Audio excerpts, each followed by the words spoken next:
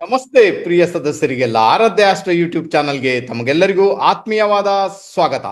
ಇವತ್ತು ನಾವು ಬಹಳ ವಿಶೇಷವಾಗಿ ನಮ್ಮ ಬಿಗ್ ಬಾಸ್ ರನ್ನರ್ ತುಳುನಾಡಿನ ಮುದ್ದು ಕುವರಿ ರಕ್ಷಿತಾ ಶೆಟ್ಟಿ ಅವರು ಉಡುಪಿಯಲ್ಲಿರುವ ನಮ್ಮ ಮನೆಗೆ ಬಂದಿದ್ರು. ಆ ಮೂಮೆಂಟ್ ಅಲ್ಲಿ ಅವ್ರ ಜೊತೆಗೆ ಯಾವ ತರ ನಾವು ಎಂಜಾಯ್ ಮಾಡಿದ್ವಿ ಅದರ ಬಗ್ಗೆ ಇವತ್ತು ನಿಮ್ಮ ಜೊತೆ ಶೇರ್ ಮಾಡ್ಕೊಳ್ಳಿಕ್ಕೆ ಪ್ರಯತ್ನ ಮಾಡ್ತೇನೆ.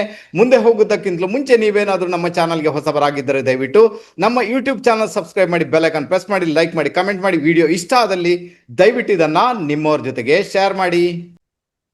ನಿಮ್ಮಲ್ಲಿ ಒಂದು ಸಣ್ಣ ವಿಜ್ಞಾಪನೆ. ಇದೇ ತಿಂಗಳು ಅಂದ್ರೆ ಜೂನ್ ತಿಂಗಳ 14ನೇ ತಾರೀಕು ಭಾನುವಾರದಂದು ಬೆಂಗಳೂರಿನಲ್ಲಿ ನಾವು ಒಂದು ಜ್ಯೋತಿಷ ತರಗತಿಯನ್ನ ಮಾಡ್ತಾ ಇದ್ದೇವೆ. ಒಂದು ದಿನದ ತರಗತಿ ಆಗಿರುತ್ತೆ. ಇದು ಜ್ಯೋತಿಷ ಪ್ರಿಡಿಕ್ಷನ್ ಟೆಕ್ನಿಕ್ ಕ್ಲಾಸ್ ಆಗಿರುತ್ತೆ. ಅಂದ್ರೆ ಒಂದು ಜಾತಕವನ್ನು ನೋಡಿಕೊಂಡು ಯಾವ ತರ ಭವಿಷ್ಯ ನುಡಿಲಿಕ್ಕೆ ನಮ್ಮಿಂದ ಸಾಧ್ಯತೆ ಉಂಟು, ಅದರಲ್ಲಿರುವಂತಹ ರಹಸ್ಯಗಳು ಏನು, ಅದರ ಬಗ್ಗೆ ಅಲ್ಲಿ ಒಂದಷ್ಟು ವಿಚಾರಗಳನ್ನ ನಿಮ್ ಜೊತೆ ಶೇರ್ ಮಾಡ್ಕೊಳ್ಳಿಕ್ಕೆ ಪ್ರಯತ್ನ ಮಾಡ್ತೇವೆ. ನೀವೇನಾದ್ರೂ ಜ್ಯೋತಿಷ ಆಕಾಂಕ್ಷಿಗಳಾಗಿದ್ರೆ, ಜ್ಯೋತಿಷ ಗೊತ್ತಿದೆ, ಪ್ರಿಡಿಕ್ಷನ್ ಮಾಡ್ಲಿಕ್ಕೆ ವೇರಿಯೇಷನ್ ಆಗ್ತಾ ಉಂಟು ಅಂತವರಲ್ಲಿ ನೀವು ಒಬ್ಬರಾಗಿದ್ರೆ ದಯವಿಟ್ಟು ಬಂದು ನಮ್ಮ ಕ್ಲಾಸನ್ನ ಜಾಯ್ನ್ ಆಗಿ ಅಂತ ಹೇಳ್ತೇನೆ. ಒಂದಷ್ಟು ಪ್ರಿಡಿಕ್ಷನ್ ಟೆಕ್ನಿಕ್ಗಳನ್ನ ನಿಮ್ಮ ಜೊತೆ ಶೇರ್ ಮಾಡಲಿಕ್ಕೆ ಪ್ರಯತ್ನ ಮಾಡ್ತೇವೆ. ನಿಮ್ಮ ಕಾನ್ಫಿಡೆನ್ಸ್ ಲೆವೆಲ್ ಅನ್ನು ಸಮೇತ ನೀವು ಡೆವಲಪ್ಮೆಂಟ್ ಮಾಡ್ಕೊಡ್ಬೋದು. ಹಾಗಾದ್ರೆ ತಡ ಯಾಕೆ, ಡಿಸ್ಕ್ರಿಪ್ಷನ್ ಬಾಕ್ಸ್ ಅಲ್ಲಿ ಅದರೆಲ್ಲ ಡೀಟೇಲ್ ಅನ್ನು ಕೊಟ್ಟಿರ್ತೇವೆ. ಆ ಡೀಟೇಲ್ ಅನ್ನು ಓದಿಕೊಂಡು ಅಲ್ಲಿರುವ ನಂಬರ್ಗೆ ಕರೆ ಮಾಡಿ ನಿಮ್ಮ ಒಂದು ಸೀಟನ್ನ ಹಿಂದೆ ಕಾಯ್ದಿರಿಸುವಂತ ಕೆಲಸ ಮಾಡಿ. ಬಹಳ ಫೇವರಬಲ್ ಆಗುತ್ತೆ. ಜ್ಯೋತಿಷಾಕಾಂಕ್ಷಿಗಳು ನೀವೇನಾದ್ರೂ ಆಗಿದ್ರೆ ದಯವಿಟ್ಟು ಈ ಒಂದು ತರಗತಿಯನ್ನ ಯಾವುದೇ ಕಾರಣಕ್ಕೂ ಮಿಸ್ ಮಾಡಿಕೊಳ್ಬೇಡಿ. ಓಕೆ, ಈಗ ಬಂದ್ಬೇಡ ನಮ್ಮ ಬಿಗ್ ಬಾಸ್ ರನ್ನರ್ ತುಳುನಾಡಿನ ಮುದ್ದು ಕುವರಿ ರಕ್ಷಿತಾ ಶೆಟ್ಟಿ ಅವರು ನಮ್ಮ ಮನೆಗೆ ಬಂದಿದ್ರು. ಅವ್ರಿಗೆ ಇದಕ್ಕಿಂತ ಮುಂಚೆನೆ ಬರಬೇಕಾಗಿತ್ತು, ಬಟ್ ಅವ್ರಿಗೆ ಸಮಯದ ಅಭಾವ ಇರುವುದರಿಂದ ಬರ್ಲಿಕ್ಕೆ ಆಗ್ತಾ ಇರಲಿಲ್ಲ. ಪರವಾಗಿಲ್ಲ. ಅವ್ರು ಯಾಕೆ ಬಂದ್ರು ಅಂದ್ರೆ, ಅವರು ಬಿಗ್ ಬಾಸ್ ಅಲ್ಲಿರುವಾಗ ಅವ್ರಿಗೆ ಪ್ರಿಡಿಕ್ಷನ್ ಮಾಡಿದ್ದೆ, ನೀವು ಬಿಗ್ ಬಾಸ್ ಅಲ್ಲಿ 2ನೇ ನಂಬರ್ನಲ್ಲಿ ಬರ್ತೀರಿ ಅಂತ ಪ್ರಿಡಿಕ್ಷನ್ ಮಾಡಿದ್ದೆ. ಮತ್ತೆ ಅದಕ್ಕೆ ಬೇಕಾಗಿ ಏನ್ ಮಾಡಬೇಕು ಅಂತ ಅವರ ಫ್ಯಾಮಿಲಿಗೆ ಅಂದ್ರೆ ಅವರ ತಂದೆ ತಾಯಿಗೆ ಹೇಳಿದ್ದೆ. ಸೊ ಅದನ್ನೆಲ್ಲ ಮಾಡಿದ್ರು. ಮತ್ತೆ ಘಟನೆ ಕೂಡ ಹಾಗೇನೆ ಘಟಿಸಿ ಹೋಯ್ತು. ಆ ಒಂದು ಪ್ರೀತಿಯನ್ನ ಇಟ್ಟುಕೊಂಡು ನಮ್ಮ ಜೊತೆ ಮಾತಾಡ್ಲಿಕ್ಕೆ ಬಂದಿದ್ರು. ಪೂರ್ತಿ ಫ್ಯಾಮಿಲಿ ಬಂದಿದ್ರು. ಹೊಸ ಗಾಡಿ ತಗೊಂಡಿದ್ರು. ಆ ಗಾಡಿಯಲ್ಲೇ ನಮ್ಮ ಮನೆಗೆ ಬಂದಿದ್ರು. ಓಕೆ, ಇನ್ನು ವಿಶೇಷವಾಗಿ ಏನಾಗುತ್ತೆ, ನಮ್ಮ ಫ್ಯಾಮಿಲಿ ಎಲ್ಲ ಅವ್ರ ಜೊತೆಗೆ ಬೆರೆತುಕೊಂಡು ಸಾಧಾರಣ ಒಂದು ಬಂದ ದಿನ 5 ಗಂಟೆಗಳ ಕಾಲ ನಮ್ಮ ಜೊತೆ ಸ್ಪೆಂಡ್ ಮಾಡಿದ್ರು. ಅವ್ರ ಸಮಯವನ್ನ ಒಂದಷ್ಟು ಮಾತಾಡಿದ್ವಿ, ಒಂದಷ್ಟು ವಿಚಾರಗಳನ್ನ ಶೇರ್ ಮಾಡ್ಕೊಂಡ್ವಿ, ಒಂದಷ್ಟು ಅವರ ಬಗ್ಗೆ ಕೂಡ ಕೇಳ್ಕೊಂಡ್ವಿ. ಆನಂತರ ಅವ್ರಿಗೆ ಒಂದು ಸಣ್ಣ ಮಟ್ಟಿಗೆ ಸನ್ಮಾನ ಮಾಡ್ಬೇಕು, ಅದನ್ನು ಮಾಡಿದ್ವಿ. ಮತ್ತೊಂದು ಆಸೆ ಇತ್ತು ನನಗೆ, ಅವ್ರಿಗೆ ಇಲ್ಲಿ ನಮ್ಮ ಮನೇಲಿ ಊಟ ಮಾಡಿಸ್ಬೇಕಂತ. ಓಕೆ, ಅವ್ರಿಗೆ ಒಳ್ಳೆ ರೀತಿಯಲ್ಲಿ ಊಟ ಮಾಡಿಸ್ಲಿಕ್ಕೂ ಪ್ರಯತ್ನ ಮಾಡಿದ್ವಿ. ಆ ನಂತರ ಇಲ್ಲೇನಾಗುತ್ತೆ, ನನ್ನ ಮಗ ಇರ್ಬೋದು, ನನ್ನ ಮಗಳಿರ್ಬೋದು, ನನ್ನ ಪತ್ನಿ ಇರ್ಬೋದು, ಅವ್ರಿಗೆಲ್ಲ ರಕ್ಷಿತಾ ಶೆಟ್ಟಿ ಅಂದ್ರೆ ಬಹಳ ಇಷ್ಟ. ಯಾಕಂದ್ರೆ ನಾವು ಯಾವತ್ತೂ ಕೂಡ ಈ ಬಿಗ್ ಬಾಸ್ ಆಗುವಾಗ ಯಾರಿಗೂ ವೋಟ್ ಮಾಡೋದಾಗ್ಲಿ, ಬಿಗ್ ಬಾಸ್ ನೋಡುವಂತಹ ಪ್ರಮೇಯನೇ ಇಲ್ಲ. ಬಟ್ ಈ ಬಾರಿ ರಕ್ಷಿತಾ ಶೆಟ್ಟಿ ಅವರು ಇದ್ದಾರಂತ ಬಿಗ್ ಬಾಸ್ ನೋಡ್ಬೇಕಾಯ್ತು. ಆನಂತರ ಅವ್ರಿಗೆ ಬೇಕಾಗಿ ಮನೆಯವರು ಎಲ್ಲರೂ ಕೂಡ ವೋಟಿಂಗ್ ಮಾಡಿದ್ದು ಕೂಡ ಆಯ್ತು. ಅದಕ್ಕೋಸ್ಕರ ಅಷ್ಟು ಪ್ರೀತಿ ಕೂಡ ಇತ್ತು ಅವ್ರ ಮೇಲೆ. ಅವ್ರು ಬಂದದ್ದು ಕೂಡ ನಮಗೆ ಬಹಳಷ್ಟು ಎಂಜಾಯ್ಮೆಂಟ್ಗೆ ಅದು ದಾರಿ ಮಾಡಿಕೊಡ್ತು. ಓಕೆ, ಆನಂತರ ವಿಶೇಷವಾಗಿ ಅವ್ರ ಜೊತೆ ಮಾತಾಡಿದಾಗ ನಿಜವಾಗಿಯೂ ಹೇಳ್ತೇನೆ ಸರ್, ಅವರು ಬಹಳ ಮುಗ್ಧ ಹುಡುಗಿ, ತುಂಬಾ ಅಂದ್ರೆ ತುಂಬಾ ಮುಗ್ಧ. ನಾನು ಹೇಳ್ತೀನಿ, ಭಗವಂತನ ಟೋಟಲಿ ಬ್ಲೆಸ್ಸಿಂಗ್ ಅವ್ರ ಮೇಲೆ. ಯಾಕಂದ್ರೆ ಡೌನ್ ಟು ಅರ್ತ್, ಅವ್ರಿಗೆ ಯಾವುದೇ ಹಮ್ಮು ಬಿಮ್ಮುಗಳಿಲ್ಲ. ಯಾರ ಜೊತೆನೂ ಬೆರೀತಾರೆ, ಯಾವ ರೀತಿ ಬೇಕಾದ್ರೂ ಇರ್ತಾರೆ. ಯಾವುದೇ ರೀತಿಯ ಒಂದು ಅವ್ರಿಗೆ ಅದು ಸಿಂಪ್ಲಿಸಿಟಿ ಅಂತ ಏನು ಅವ್ರ ಹತ್ರ ಕೇಳಿಸ್ಕೊಳ್ಬೇಕು. ಮುಖಕ್ಕೆ ಒಂದು ಪೌಡರ್ ಹಾಕಲ್ಲ, ಒಂದು ಮೇಕಪ್ ಮಾಡಲ್ಲ. ಬರೇ ಒಂದು ಅವರ ಪ್ರೋಗ್ರಾಮ್ ಇರುವಾಗ ಮಾತ್ರ ಮೇಕಪ್ ಮಾಡಿದ್ರೆ ಮಾಡ್ತಾರೆ, ಅನ್ಯಥ ಅವ್ರು ಮಾಡಲ್ಲ ಸರ್. ಓಕೆ, ಇದು ನಾನು ಪರಿಗಣಿಸಿದಂಥದ್ದು ಅವರಲ್ಲಿ. ಮತ್ತೆ ಒಂದಷ್ಟು ಮಾತಾಡಿದ್ವಿ. ಅವರಲ್ಲಿ ಮುಗ್ಧತನ ಅಂತ ಏನುಂಟಲ್ವಾ, ಅದು ಎಲ್ಲೋ ಒಂದ್ ಕಡೆ ಬಹಳ ಭರ್ಪೂರ್ ಹೊರಗಡೆ ಬರ್ತಾ ಇರ್ತದೆ. ನಿಮ್ಗೆ ಗೊತ್ತಾಗುತ್ತೆ, ಅರೆ ವಾ ಎಷ್ಟು ಮುಗ್ಧ ಹುಡುಗಿಗಳು. ಅದಕ್ಕೋಸ್ಕರನೇ ಏನಾಗುತ್ತೆ ನೋಡಿ, ಅವರ ಯೂಟ್ಯೂಬ್ ಚಾನಲ್ ಎಲ್ಲ ಅವ್ರು ಏನೆಲ್ಲ ಮಾತಾಡ್ತಾರೆ ಅಲ್ವಾ, ಒಂಥರ ಅವರ ಭಾಷೆನೇ ಒಂಥರ ಕಾಮಿಡಿ ಆಗಿರುತ್ತೆ. ಸೊ ಆ ಮುಗ್ಧತನಕ್ಕೇನೆ ಆ ಭಗವಂತ ಒಲಿದಿರ್ತಾನೆ. ಆನಂತರ ರಕ್ಷಿತಾ ಶೆಟ್ಟಿ ಅವರು ಕೂಡ ತುಂಬಾ ದೈವ ಭಕ್ತೆ. ಮತ್ತೆ ಈ ಸಣ್ಣ ವಯಸ್ಸಲ್ಲಿನೇ ಅವ್ರಿಗೆ ತುಂಬಾ ಜವಾಬ್ದಾರಿ ಇದೆ, ಕುಟುಂಬದ ಜವಾಬ್ದಾರಿ ಇದೆ. ಅದನ್ನು ಹೊತ್ತುಕೊಂಡು ಸಾಕ್ತಾ ಇದ್ದಾರೆ. ಮನಸ್ಸೊಳಗೆ ಒಂದಷ್ಟು ದುಃಖ ದುಗಡ ದುಮ್ಮಾನಗಳು ಖಂಡಿತ ಇರ್ಬೋದು. ಅದನ್ನ ನಿಭಾಯಿಸಲಿಕ್ಕೆ ಭಗವಂತ ಖಂಡಿತ ಅವ್ರಿಗೆ ಸಾಥ್ ಕೊಟ್ಟಿರ್ತಾನೆ. ಅದೇನು ತೊಂದರೆ ಇಲ್ಲ, ಅದನ್ನು ಅವ್ರು ಖಂಡಿತ ನಿಭಾಯಿಸ್ಕೊಂಡು ಹೋಗ್ತಾರೆ. ಅಷ್ಟು ಟ್ಯಾಲೆಂಟೆಡ್ ಆದಂತಹ ನಮ್ಮ ರಕ್ಷಿತಾ ಶೆಟ್ಟಿ ಅವ್ರ ಜೊತೆ ಆ ಒಂದು 5 ಗಂಟೆಗಳ ಕಾಲ ಕಳೆದದ್ದಿದೆಯಲ್ಲ, ಅದು ಬಹಳ ಫೇವರಬಲ್. ಆನಂತರ ಏನಾಯ್ತು, ಮಾರನೇ ದಿನ ಮತ್ತೆ ಮನಸ್ಸಾಯ್ತು ನಮಗೆ ಅವ್ರ ಮನೆಗೆ ಹೋಗೋಣ ಅಂತ. ಅದಕ್ಕೆ ನಾವೇನ್ ಪ್ಲಾನ್ ಮಾಡಿದ್ವಿ, ಮಾರನೇ ದಿನ ನಿಮ್ಮ ಮನೆಗೆ ಬರ್ತೇವೆ ಅಂತ ಅವ್ರದ್ದು ಪರ್ಮಿಷನ್ ಕೇಳ್ಕೊಂಡ್ವಿ. ಅವ್ರು ಬರ್ಲಿಕ್ಕೆ ಹೇಳಿದ್ರು. ಮತ್ತೆ ಮನೆಗೆ ಅವ್ರದ್ದು 10-11 ಗಂಟೆಗೆ ನಾವು ಹೋಗಿ ಸಂಜೆವರೆಗೂ ಕೂಡ ರಕ್ಷಿತಾ ಶೆಟ್ಟಿ ಅವರ ಜೊತೆಗೆ ಇದ್ದುಕೊಂಡು ನಾವೇನ್ ಮಾಡಿದ್ವಿ, ಅವರ ಜೊತೆ ಮತ್ತೆ ಟೈಮ್ ಅನ್ನ ಸ್ಪೆಂಡ್ ಮಾಡಿದ್ವಿ. ಒಂದಷ್ಟು ವಿಚಾರಗಳನ್ನ ಅಲ್ಲಿ ಕೂಡ ಕೇಳ್ಕೊಂಡ್ವಿ. ಅವ್ರ ಜೊತೆ ಅವರು ಎಲ್ಲಿ ವಿಡಿಯೋ ಮಾಡ್ತಾರೆ, ಅವರ ಹಳೆಯ ಮನೆ ಅಜ್ಜಿ ಮನೆಗೆ ಕರ್ಕೊಂಡೋದ್ರು. ಅಲ್ಲಿ ಒಂದಷ್ಟು 5 ನಾಯಿಗಳಿದೆ. ಆ ನಾಯಿಗಳ ಇವರೇ ಅನ್ನ ಎಲ್ಲ ಕಲಸಿ ಹಾಕುವುದು, ಇವರೇ ನಾಯಿಗಳನ್ನು ತುಂಬಾ ಪ್ರೀತಿಸ್ತಾರೆ ಇವರು. ಆನಂತರ ಆ ಮನೆಯಲ್ಲಿ ವಿಡಿಯೋ ಎಲ್ಲ ಮಾಡುವುದು ಅದೇ ಮನೆಯಲ್ಲಿ, ಅಂದ್ರೆ ಅಲ್ಲಿ ತೋಟ ಎಲ್ಲ ಇದೆ, ಆ ತೋಟದಲ್ಲಿ ವಿಡಿಯೋ ಮಾಡುದು. ಅದೇ ತೋಟದಲ್ಲಿ ನಾನು ನಿಂತ್ಕೊಂಡು ಒಂದು ವಿಡಿಯೋ ಮಾಡಿದ್ದೆ ನೋಡಿ. ಆ ವಿಡಿಯೋ ಇಲ್ಲಿ ಹಾಕ್ತೇನೆ, ಜಸ್ಟ್ ಅದನ್ನ ಕೇಳಿಸ್ಕೊಳ್ಳಿ. ಹಾಯ್ ರಕ್ಷಿತಾ ಅವರೇ, ನಮಸ್ತೆ. ನಮಸ್ಕಾರ. ಮತ್ತೆ ಹೇಗಿದ್ದೀರಿ? ಚೆನ್ನಾಗಿದ್ದೀನಿ. ನಿಮ್ಮ ಬಿಗ್ ಬಾಸ್ ಎಲ್ಲ ನಾವು ನೋಡಿ ತುಂಬ ನಿಮ್ಮ ಫ್ಯಾನ್ ಆಗಿಬಿಟ್ಟಿದ್ದೀವಿ ನಾವು ಎಲ್ಲರೂ ಕೂಡ. ನಾನಂತಲ್ಲ, ಎಲ್ಲರೂ ಕೂಡ ತುಂಬ ಇಷ್ಟಪಡ್ತಾರೆ ನಿಮ್ಮನ್ನು, ರೈಟಾ?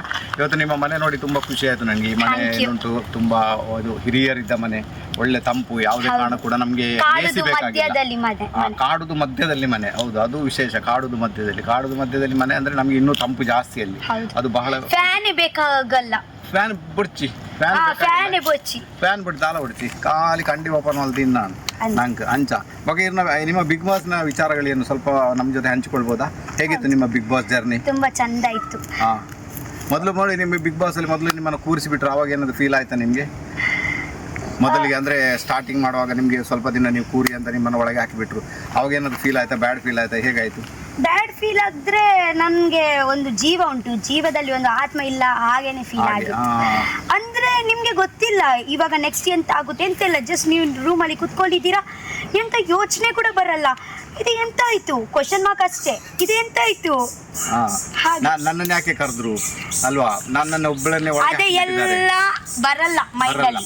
ಜಸ್ಟ್ ಇದು ಎಂತ ಆಗ್ತಾ ಉಂಟು, ನಗು ಬರುತ್ತೆ, ಮತ್ತೆ ಅಳು ಬರುತ್ತೆ, ಎಲ್ಲ ಇಮೋಷನ್ಸ್ ಬರುತ್ತೆ ಅಲ್ವಾ? ತಿನ್ಲಿಕ್ಕೆ ಮನಸ್ಸಾಗಲ್ಲ ಎಂತ. ಒಂದು ಸತಿ ಬಂದ್ರೆ ತುಂಬಾ ತಿಂತೀನಿ, ಹಾಗೆಲ್ಲ ಮಿಕ್ಸ್ ಇಮೋಷನ್ಸ್ ಇತ್ತು. Very good. ಓಕೆ, ಮತ್ತೆ ಕರೆದಾಗ ತುಂಬಾ ಖುಷಿ ಆಗಿರ್ಬೇಕು ವಾಪಸ್. ಹೌದು, ಆ ಟೈಮಲ್ಲಿ ಕೂಡ ನನಗೆ ನಂಬಿಕೆ ಆಗ್ಲಿಲ್ಲ. ಕೆಲವರು ಏನ್ ಹೇಳ್ತಾರೆ, ಇದು ಎಲ್ಲ ಬಿಗ್ ಬಾಸ್ ಅಂತ ಸ್ಕ್ರಿಪ್ಟೆಡ್ ಆಗಿರ್ತದೆ, ಹಾಗೇನಾದ್ರು ಉಂಟಾ? ಇಲ್ಲ ಅಲ್ವಾ? ನಾರ್ಮಲ್ ಆಗಿ ಎಲ್ಲ ನಾರ್ಮಲ್ 100% ರಿಯಾಲಿಟಿ ಅಲ್ವಾ? ನಾರ್ಮಲ್ ಅಲ್ಲ, ರಿಯಾಲಿಟಿ ಅದೇ ಅಂದ್ರೆ ರಿಯಾಲಿಟಿ, ಕರೆಕ್ಟ್ ರಿಯಾಲಿಟಿ ಇರ್ಬೋದು ಅಲ್ವಾ? ಹಾಗೆ ಇರ್ಬೋದಲ್ಲ, ಉಂಟು 100% ರಿಯಾಲಿಟಿ 100% ಅಂದ್ರೆ ಓಕೆ, ಗೊತ್ತಾಯ್ತು ಈಗ. Okay, right. ಮತ್ತೆ ಇದು ಬಿಗ್ ಬಾಸ್ ಈಗ ನಿಮ್ಗೆ ಒಳಗೆಲ್ಲ ಜಗಳ ಆಗ್ತದೆ, ಆವಾಗ ನೀವು ಎಂತ ಅದು ಒಳಗೆ ಮಾತ್ರ ಅಥವಾ ಹೊರಗೆ ಬಂದ್ರು ಕೂಡ ಅದನ್ನ ಫೀಲ್ ಮಾಡ್ತೀರಾ? ಅವ್ರನ್ನ ನೋಡಿದ್ರು ಜಗಳ ಮಾಡಿದ್ರು? ಇವತ್ತೇ ನೋಡಿ, ನಾನು ನಿಮ್ಗೆ ಒಂದು ವಿಷಯ ಹೇಳ್ತೀನಿ. ಇವಾಗ ನಾವು ಒಂದು ಮನೆಯಲ್ಲಿ ಇದೀವಿ, ಓಕೆ? ಇವಾಗ ನನ್ನ ಸಿಸ್ಟರ್ ಜೊತೆಗೆ ತುಂಬಾ ಗಲಾಟೆ ಅಂದ್ರೆ ಹೊಡಿತೀನಿ, 10 ನಿಮಿಷ ನಂತರ ಮುನಿ ಈಗ ಅದೇನೆ ಸೇಮ್ ಬಿಗ್ ಬಾಸ್ ಅಲ್ಲಿ ಕೂಡ. ನಾವು ಇವಾಗ ಸಿಟ್ಟು ಮಾಡಿದ್ರೆ ಒಳಗೆ ಬಂದ ನಂತರ ನಂಗೆ ಇವಾಗ ಕೋಪ ಇಲ್ಲ ಅಂದ್ರೆ ಯಾಕೆ ಸಿಟ್ಟು ಮಾಡುದು? ಅದೇ ದ್ವೇಷ ಎಂತ ಇಲ್ಲ, ಸಿಚುವೇಶನ್ ಅಲ್ಲಿ ಜಗಳ ಆಗ ನಂತರ. ಇವಾಗ ನಮ್ಗೆ ಒಂದು ಫೆಸ್ಟಿವಲ್ ಬರುತ್ತೆ ಬಿಗ್ ಬಾಸ್ ಅಲ್ಲಿ, ಒಂದು ಬೇರೆ ಟಾಸ್ಕ್ ಬರುತ್ತೆ, ಅವರು ನನ್ನನೇ ಟೀಮ್. ಜಗಳ ಆಗಿದ್ರೆ ಇದೇ ಕೂಡ ರಪ್ಪ ಆಗುದು, ಇದೇ ಕೂಡ ರಪ್ಪ ಆಗುದು, ಇದೇ ಕೂಡ ರಪ್ಪ ಆಗುದು, ಎಲ್ಲ ರಪ್ಪ ಹೌದು ಹೌದು. ಅಂದ್ರೆ ಎಲ್ಲ ರಪ್ಪ ಜಗಳನು ರಪ್ಪ, ಮತ್ತೆ ದೋಸ್ತಿ ಕೂಡ ರಪ್ಪ. ನಮ್ದು ರಪ್ಪ ಅದೇ ಸೇಮ್ ಮನೆ ಹಾಗೇನೆ. ನಾವು ನಮ್ಮ ಸಿಸ್ಟರ್ ಈಗ ಅದೇ ಸೇಮ್ ಅಲ್ವಾ? ಅಂದ್ರೆ ಹೊರಗೆ ಬರುವಾಗ ಯಾವುದೇ ದ್ವೇಷ ನಿಮ್ಮಲ್ಲಿ ಇರುವುದಿಲ್ಲ, ಏನು ಸ್ವಲ್ಪ ಕೂಡ 1% ಎಲ್ಲ ಕೂಡ ನಾವು ಫ್ರೆಂಡ್ಲಿ. ಹೌದು ಅಲ್ವಾ? ಮಿಸ್ ಮಾಡ್ತೀವಿ ನಾವು, ಇನ್ನು ಸ್ವಲ್ಪ ಜಾಸ್ತಿ ಟೈಮ್ ಇದ್ದಿದ್ರೆ. ಕರೆಕ್ಟ್. ಓಕೆ, ಅಂದ್ರೆ ನಿಮ್ಗೆ ಹೊರಗೆ ಬಂದ ನಂತರ ತುಂಬಾ ಬ್ಯಾಡ್ ಫೀಲ್ ಆಗಿರ್ಬೇಕಂದ್ರೆ ಎಲ್ಲೊಂದ್ ಕಡೆ ತುಂಬಾ ನಾರಾಜ್ ಆಗಿರ್ಬೇಕು ನೀವು? ನಾರಾಜ್ ಅಂದ್ರೆ ಬೇಜಾರಾಗಿರ್ಬೇಕು. ಹೌದು, ಬೇಜಾರಾಯ್ತು. ರೈಟ್. ಆನಂತರ ಅವರೇ ನಮ್ಮ ಗಾಡಿಯಲ್ಲಿ ಬಂದು ಎಲ್ಲೋ ಒಂದ್ ಕಡೆ ನಮಗೆ ಕೂಡ ಒಂದು ಹೋಟೆಲ್ಗೆ ಕರ್ಕೊಂಡೋಗಿ ಒಳ್ಳೆ ಊಟ ಕೊಡಿಸಿದ್ರು. ನಾವು ಇಲ್ಲ ಅಂತ ಹೇಳೋ ಹಾಗೇನೆಲ್ಲ, ಬಿಲ್ ನಾನು ಕೊಡಬೇಕಿತ್ತು, ಬಟ್ ಅವರೇ ಕೊಟ್ಟು ಬಿಟ್ರು. ಓಕೆ, ಓವರ್ ಆಲ್ ನೋಡ್ಲಿಕ್ಕೆ ಹೋದ್ರೆ ಆ ರಕ್ಷಿತಾ ಶೆಟ್ಟಿ ಅವರಿಗೆ ಕಳೆದಂತ ಆ ಕ್ಷಣಗಳು ಏನಿದೆ ಅಲ್ವಾ, ನಿಜವಾಗಿಯೂ ಹೇಳ್ತೇನೆ ಅದು ತುಂಬಾನೇ ಇಂಪಾರ್ಟೆಂಟ್. ಮತ್ತೆ ಅವ್ರು ಕೆಲವೆಲ್ಲ ಮಾತುಗಳನ್ನ ಹೇಳಿದ್ರಲ್ವಾ, ಮೇ ಬಿ ಸಾಧಾರಣ ಆ ಒಂದು ವಯಸ್ಸಾದವರಿಗೂ ಕೂಡ ಅದೆಲ್ಲ ಬರ್ಲಿಕ್ಕೇನೆ ಇಲ್ಲ. ಅಷ್ಟು ಒಳ್ಳೆ ಮೆಂಟಾಲಿಟಿ ಇದೆ, ಅಷ್ಟೊಳ್ಳೆ ಥಾಟ್ಸ್ ಇದೆ, ಅಷ್ಟವ್ರಿಗೆ ಬುದ್ಧಿ ಇದೆ. ಜೊತೆಗೆ ಸಂವಾದ ಆಯಿತು, ಫೋಟೋಗಳನ್ನು ತೆಗೆದುಕೊಂಡಾಯ್ತು. ಒಂದಷ್ಟು ಫೋಟೋಗಳನ್ನು ನಿಮ್ಮ ಜೊತೆಗೆ ಶೇರ್ ಮಾಡ್ಕೊಂಡಿದ್ದೇನೆ, ಅದನ್ನು ನೋಡ್ಕೊಳ್ಳಿ ಅಂತ ಹೇಳ್ತೇನೆ. ನಿಮಗೂ ಯಾವತ್ತಾದರೂ ಒಂದು ಅಂತಹ ಅವಕಾಶ ಸಿಕ್ಕಾಗ ರಕ್ಷಿತಾ ಶೆಟ್ಟಿಯನ್ನು ಭೇಟಿ ಮಾಡಿ, ಅವ್ರ ಜೊತೆಗೆ ಮಾತಾಡಿ. ಅವರಲ್ಲಿರುವಂತಹ ಪ್ರಬುದ್ಧತೆ ಏನಿದೆ, ಆ ಪ್ರೌಢಿಮೆ ಏನಿದೆ, ಅದು ಖಂಡಿತ ನಿಮಗೆ ಗೊತ್ತಾಗುತ್ತೆ. ಓವರ್ ಆಲ್ ರಕ್ಷಿತಾ ಶೆಟ್ಟಿ ಅವರಿಗೆ ಆ ದೇವರು ಇನ್ನಷ್ಟು ಒಳ್ಳೆಯ ದಾರಿಯನ್ನು ತೋರಿಸಲಿ. ಈಗ ಎಲ್ಲೊಂದು ಕಡೆ ಕಾಟ್ಲೆ ಕಿಚನ್ ಅಂತ ಏನೋ ಕಲರ್ಸ್ನಲ್ಲಿ ಬರ್ತಾ ಉಂಟು, ಅದರಲ್ಲಿ ಅವರು ಬ್ಯುಸಿಯಾಗಿದ್ದಾರೆ. ಪರವಾಗಿಲ್ಲ, ಅವ್ರಿಗೆ ದೇವರು ಇನ್ನಷ್ಟು ಒಳ್ಳೆ ದಾರಿಯನ್ನು ತೋರಿಸಲಿ ಅಂತ ಈ ಮುಖಾಂತರ ಪ್ರಾರ್ಥನೆ ಮಾಡ್ತಾ ಈ ಕಾರ್ಯಕ್ರಮ ಇಲ್ಲಿಗೆ ಮುಗಿಸ್ತಿದ್ದೇನೆ. ಇನ್ನೊಂದು ರಹಸ್ಯಮಯ ವಿಡಿಯೋ ಜೊತೆಗೆ ನಿಮ್ಮ ಮುಂದೆ ಪ್ರತ್ಯಕ್ಷನಾಗ್ತೇನೆ. ಅಲ್ಲಿವರೆಗೂ ಎಲ್ಲರಿಗೂ ಕೂಡ ನಮಸ್ತೆ. ಬಾಯ್.